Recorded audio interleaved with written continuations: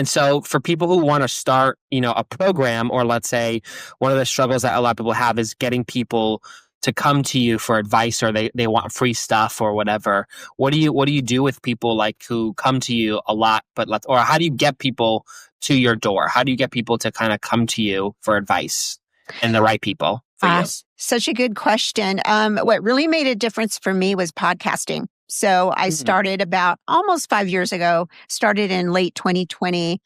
And you really establish a relationship with people that way because they hear you talk, they get a sense of who you are as a person, because they're not purchasing coaching, they're purchasing you, your style, you the coach who they want to work with. I know when I wanted to work with a business coach, I didn't just run out and get any business coach.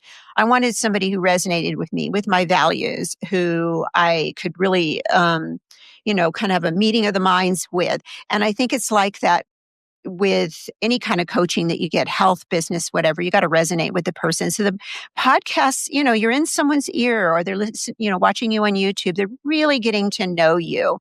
So that's a great way. And that's free content. They come into your world that way.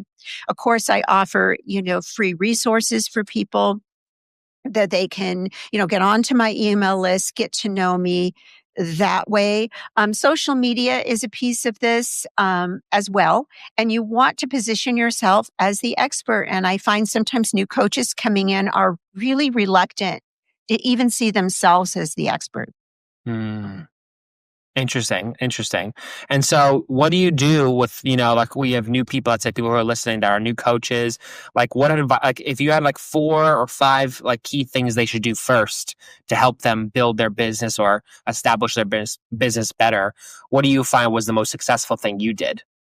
I would say start that email list. And people told me that, and I kind of ignored it. So I was late to the game with that, or I had an email list, but wasn't that invested in it, because really social media could go away at any time. I'll give you an example. I had a business page on Facebook, really was successful with it, was doing lives, running ads. It was going great. Then I was hacked in the worst possible way. And several times, like I tried to change passwords, go back in, really turned into a thing that lasted all summer. Ultimately, I had to delete everything off of Facebook and start all over again. So I have a very small Facebook now. But this is just an example. Anything can happen with social media. You could get taken off, you could get hacked. So having that email list that's yours, that you can communicate with, same with the podcast, having a way to reach people outside of social media is so important. Yeah.